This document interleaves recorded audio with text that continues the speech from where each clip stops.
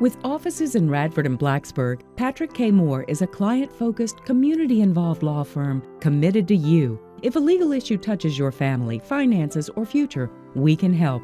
Whether it's real estate, business law, or estate planning, Patrick Moore welcomes the opportunity to speak with you about your legal issues.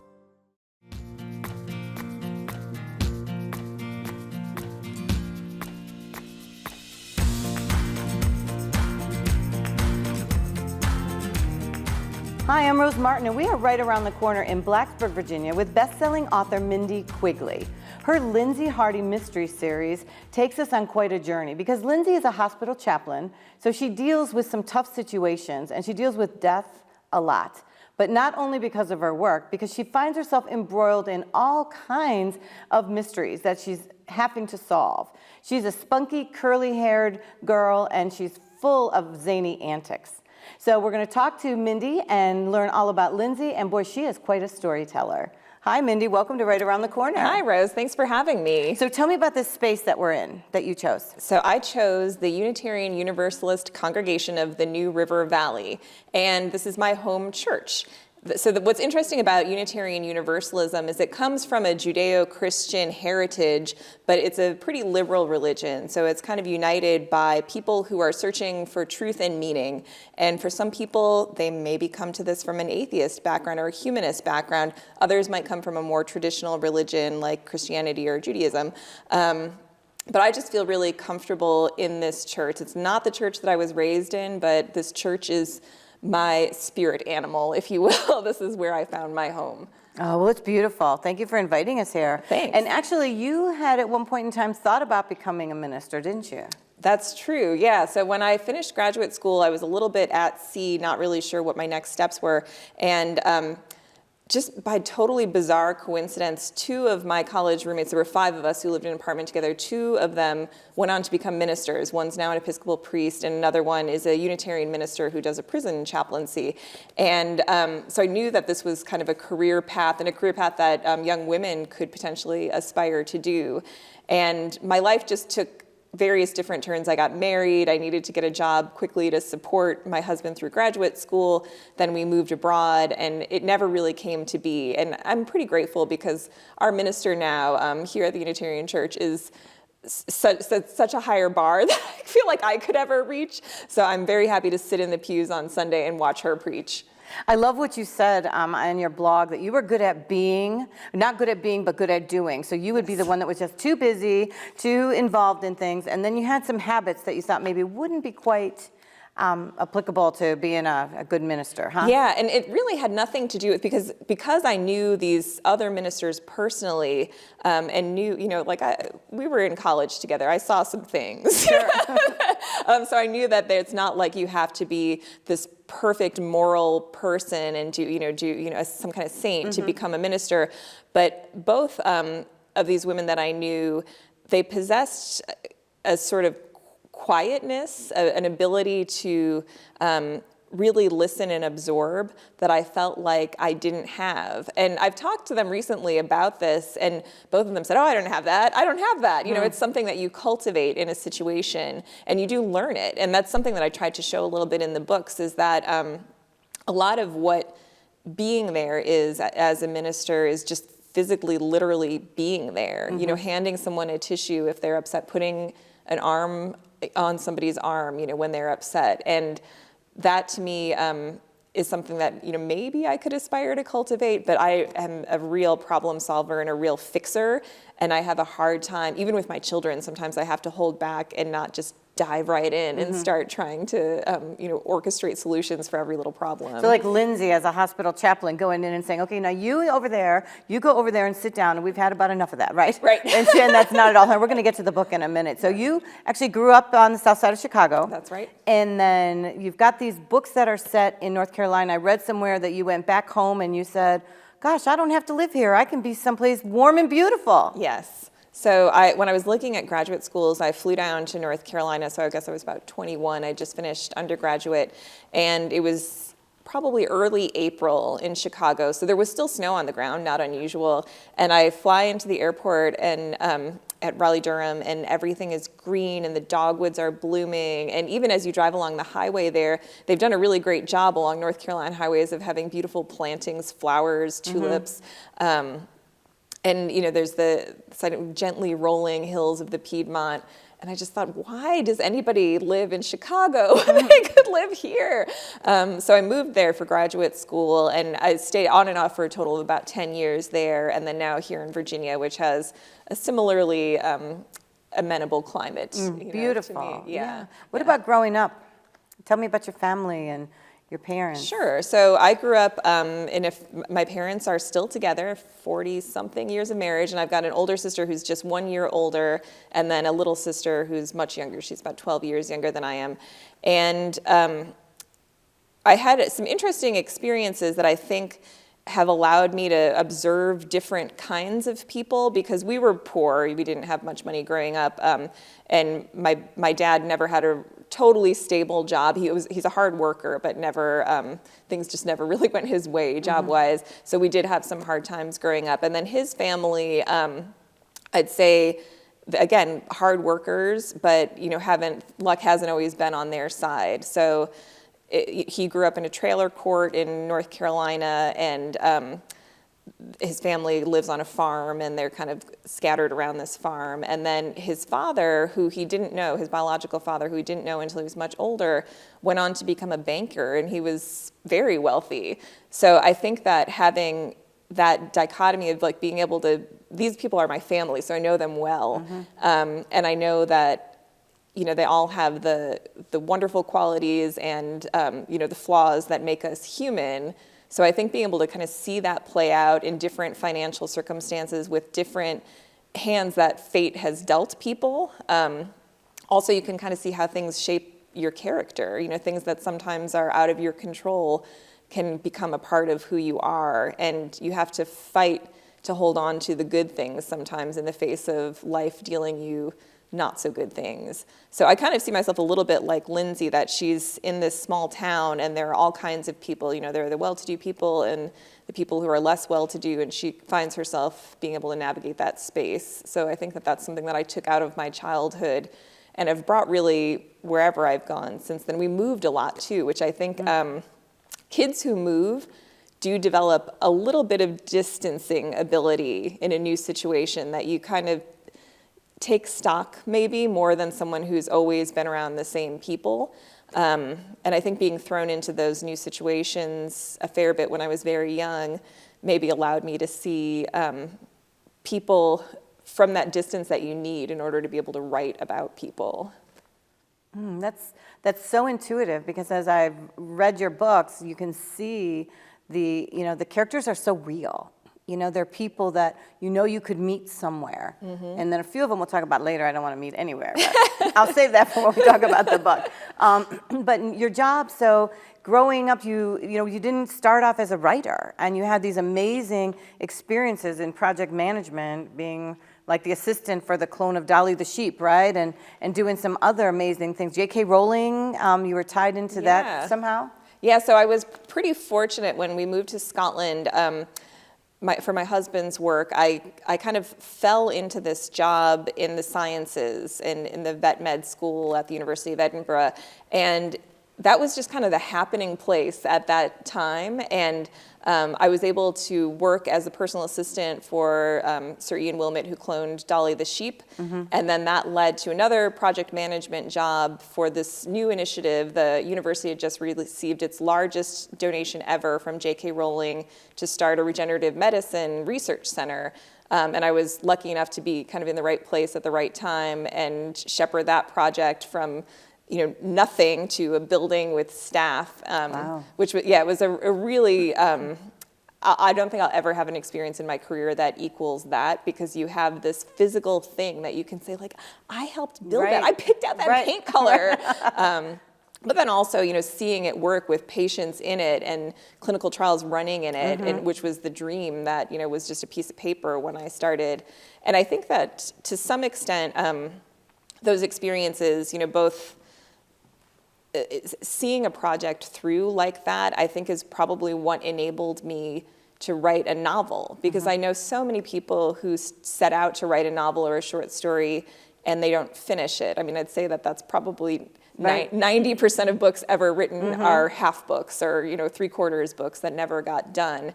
And for me, that was not an option. You know, I was just going to keep going back and doing rewrites and drafts until I felt like it was done. I just wanted to complete the project. And I think taking that mindset into writing was something that probably served me pretty well, because I'm able to write fairly quickly and also not be too precious about what I'm doing. You know, if I'm writing murder mysteries, it doesn't have to be the great American novel. Like, does it have a plot that grabs you? Is it entertaining? Is it a full story? Yes, is it well told? Yes, okay.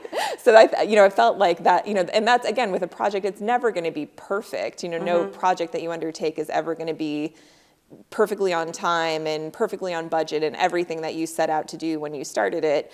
But hopefully it does, you know, the walls stand up, or you know, the document that you're producing is readable by the audience that it's intended for. Whatever you're doing as a project, it does the 90% of or 99% of what you hoped that it would do. Well, and you're just not doing this project, though, because you're also working at the vet school, Virginia Tech, and you're running a project there. You've got a teenager and a toddler, and your husband is also very busy, and his role at Virginia Tech is really fascinating in doing the Civil War, right? Tell me about that role. So when Bud Robertson retired, another gentleman took his place, and when that guy retired, the center was kind of up for grabs, the Civil War Center that Bud Robertson had established. And I know all of our local people will probably be familiar with Bud Robertson, because he was a towering figure in public Civil War history. He had a radio program. Generations, literally like 3 generations of Virginia Tech students would have taken courses from him in his 40-plus year career. So when that job came open, my husband applied for it. We had a friend from graduate school who was here and said, I think you should go for this. And Paul was like, I'm not qualified to So do you moved that back job. from Scotland to come back here. from Scotland So is to there come here. any kind of coincidence that a murder in Mount Moriah? We've got some Civil War. Absolutely not a coincidence. So the fact that my husband is a Civil War historian, I think I was trained as a historian too. That's my undergraduate degree and my master's degree. And one thing that's always kind of fascinated me about American history is that it's not a direct line of things progressively getting better and better and better. You know, we have these moments of where things slip, and Reconstruction was one of those that I always felt like was kind of an untold story. You know, you've got your battles and your generals, and that's what people think of as the Civil War. But that moment of emancipation and freedom, where you have many black members of Congress, and then, you know, the door slams shut so hard on that, within, you know, a couple of decades, all of that progress is wiped away. So I think that idea was kind of bouncing around in my head a little bit, but the fact that, you know, like most authors who set out to write a mystery or any kind of book that has history in it, you know, they're in the archives and they're reading through and I could just say, like, hey, hon, would it happen that I'm at the table. in 1870 there was, so, you know, he was able to put me on to sources pretty readily, and I think it saved a lot of time. I'm curious about your process, and I loved that about the book, that each one of them has a little bit of a different historical setting, and we'll get to that, because everyone who loves to go to the Outer Banks and loves to go to Duck and Crow and all those places, they're going to love that second Murder in Duck. When I'm thinking about your process, do you approach it like a project that you've got to manage when you're looking at deciding, and I read somewhere that you pretty much know what's going to happen, and then you just figure out a way to put the pieces together? Yeah, I would say that I do. I mean, I often will plot on note cards, or sometimes virtual note cards on the computer, where I write down, you know, the main things that I think need to happen, and then maybe a subplot will slot in there somehow. So with these books, the elements that I always wanted to keep are, you know, the chaplaincy piece of it. I never wanted to lose sight of that, even when she's not working at the hospital. I think that ethos of who she is as a person, she's a chaplain, you know, and I never wanted her to become a totally different person outside of that. So I wanted to keep that. I always wanted to have some interesting North Carolina history in it, because North Carolina is a really cool state, a lot like Virginia, you know, that you've got your coast and your Piedmont central area with more cities, and then mountains. And I think that each of those enclaves and both of them are old states, so for U.S., which has a young history, they're old, and there's a lot to mine in those things. So in each instance, I think I just picked a setting and a historical moment that felt really interesting. And I thought, gosh, other people probably would like to know about this too. This is a really cool story. So I'm fascinated that it's a trilogy. Have you had experience doing trilogies before, or was this the first one? No, this was the first one. And I think that the settings of each of them were what kind of crafted the book. So the first one is mostly set in this fictional town of Mount Moriah, and that's kind of the home base for the series. But that gives you a flavor of that central Piedmont, competitive barbecuing and all of that kind of stuff that happens in And Civil there's a War. murder. Yes, and there's a murder, and there's some Civil War stuff, and that was important to that area, and that's authentic to that area too. Okay. And then And the how about a second Deaf one, and Duck? I was on the Outer Banks, and I came across these World War II graves of British soldiers, and just thought, God, how did that end up there? And this was pre-internet, so you couldn't just get your phone out and find out. So I had to do a little bit of research. But the background of, that the Outer Banks was the front lines for all intents and purposes. There were U-boats that people could see from the shore, and things exploding, and things would wash up. Bodies would wash up on the Outer Banks. People, for the whole war, really, were kind of under siege, blackouts, putting blackout curtains and having their cars driven with no headlights on.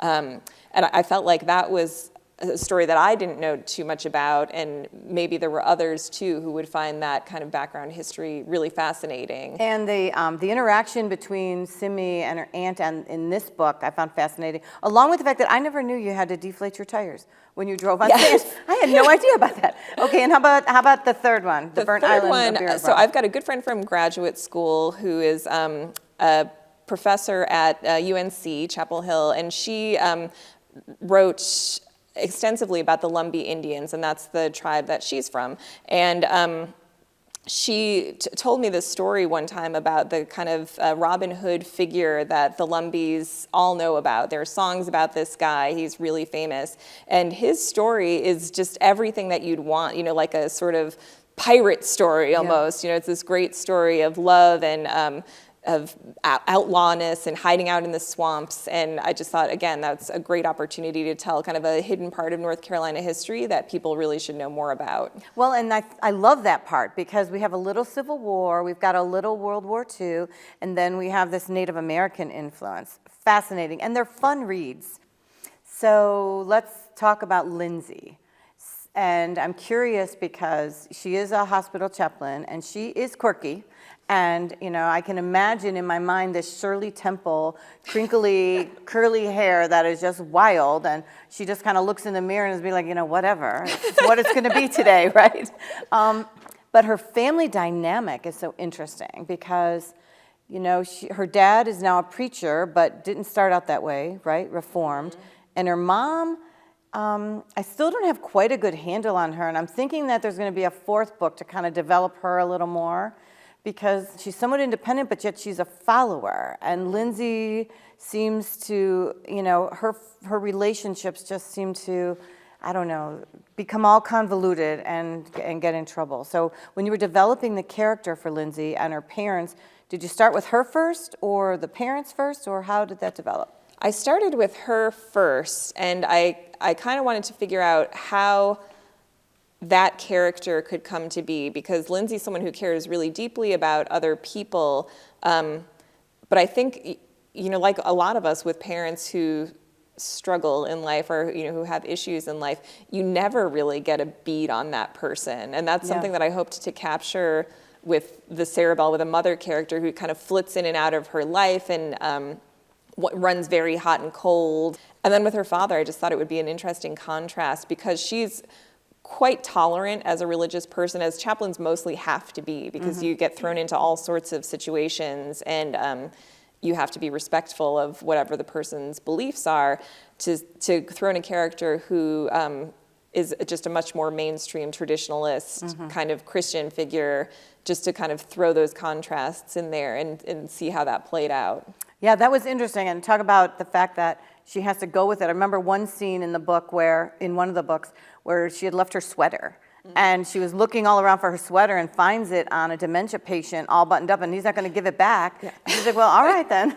You know, go ahead. But there's the two aunts that have a really special role. We'll get to her best friend Anna in a minute too, but these two aunts, Simi and the aunt that she grew up with, there's twists and turns that I didn't see coming in terms of their story too. Was that pre-planned for you, or did you let it evolve as the book just kind of played out? The plot, that's an interesting one that you picked up on, because the plot for that I knew what was going to happen between those two characters and how that story was going to mesh with the rest of the plot. But the characters and the relationship between the two of them and some of the kind of messaging that comes out of that relationship was totally organic, because I realized, I wanted Aunt Harding, who's the one she grew up with, to be a bit of a grump.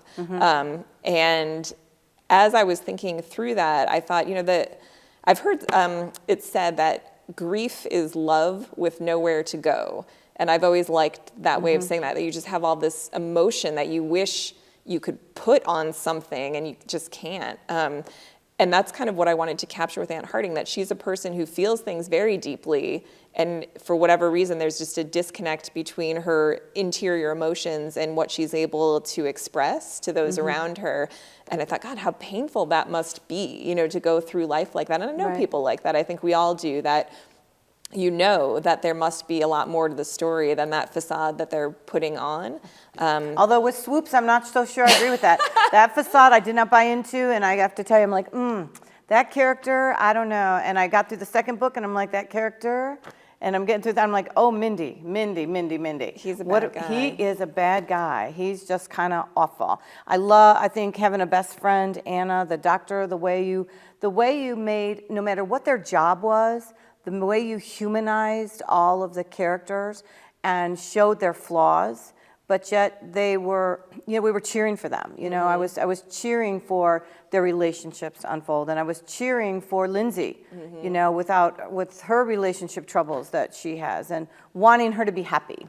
Yeah. Right, and wanting her to get to a point that she could not only deal with the extreme grief that she was dealing with in the hospital, but she even found joy and laughter in some of those light moments, right? The part with the pin and the angel pin, and just fun stuff. So I know that our viewers and your readers are going to love hearing all about the characters.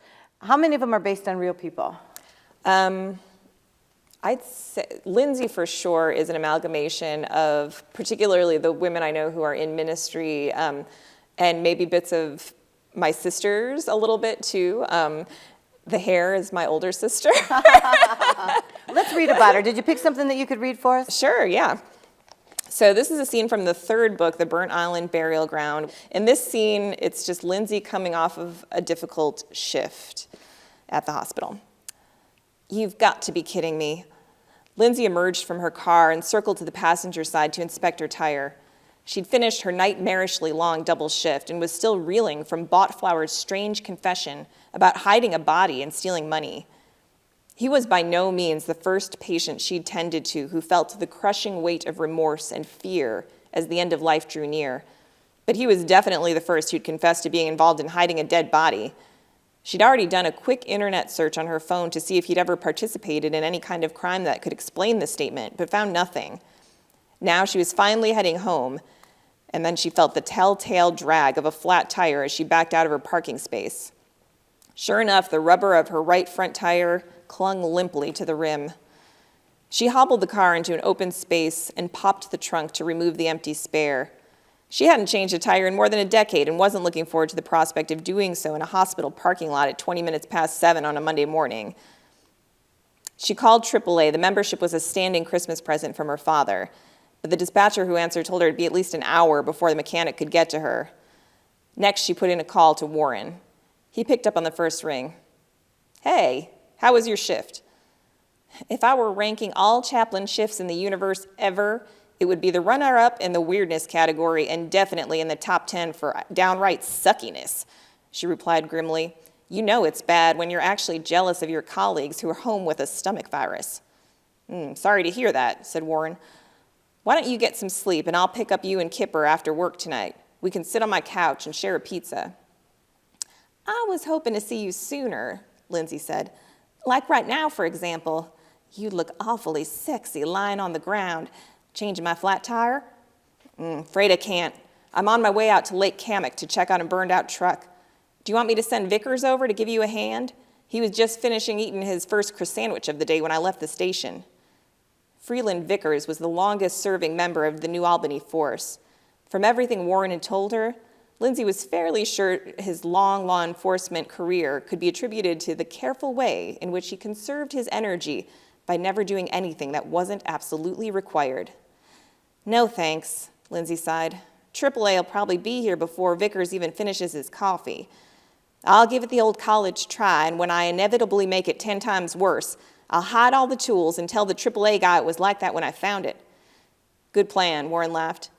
Probably not what Jesus would do, but there's surprisingly little biblical guidance on saving face in front of a car mechanic. I love the small town mystery, but also the fun that they have with these everyday things that happen, right? There's more to come because of how that tire absolutely became flat to begin with. Yes. So that's where the intrigue, when you put the story together, the beauty of getting to know all the characters and their friends and their lives cross over, and they're there for each other, the good, the bad, the ugly, and yet Lindsay always finds herself in the center of trying to solve some kind of zany murder mystery with people getting involved. Can't wait to see what's going to happen in book 4, and there is going to be one? I've got a plan for book 4, yes. Oh, good, good. Well, the settings are fun. The fact that when we get to know Lindsay and we're fighting for her and we're cheering for her love life, we're cheering for her to solve the mysteries, and the way that you bring in the Southern drawl and some of those Southern sayings. I know I had to look them up because I never heard of something like that before, right? So the way that's like a good Southern woman, and when she brings over the Yule log, and it says, well, oh dear, thank you so much. Bless your heart, right? So much fun. We're going to talk a little bit more about that, Mindy. Thank you so much. Thank you. This was a joy. Thank you so much to Mindy Quigley for sharing the Lindsay Harding Mystery Series with us. Boy, is Lindsay fun. It's a fun murder mystery, and I think you're really going to enjoy reading all of them. It's been fun. Please check us out online because we're going to be talking more about the series, more about Mindy, and other projects that she has going on. I'm Rose Martin, and I'll see you next time, right around the corner.